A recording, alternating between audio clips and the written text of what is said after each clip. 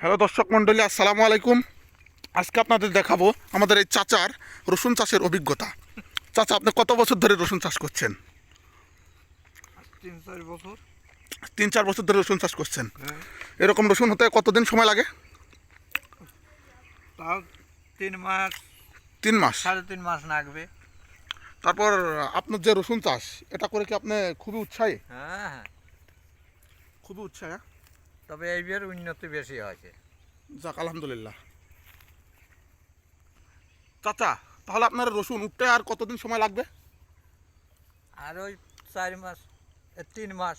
আরও 3 মাস লাগবে? না, এই 3 মাসেই রসুন উঠে যাবে। 3 মাসে মানে আর কিছুদিনের ভিতরে আপনার রসুন তুলবেন? চলবে 4 মাসের ভিতরে। যে বুঝতে পারছি। তা আপনার রসুনে কী কী দিয়েছেন? ঢ্যাপ সার, ফসফেট, ইউরিয়া, তারপরে দস্তা,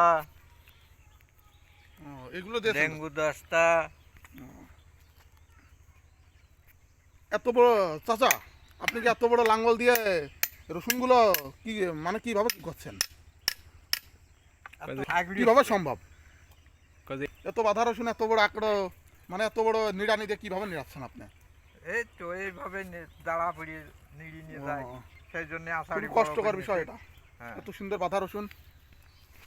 বাদা রসুন বেশি করলে হয় না।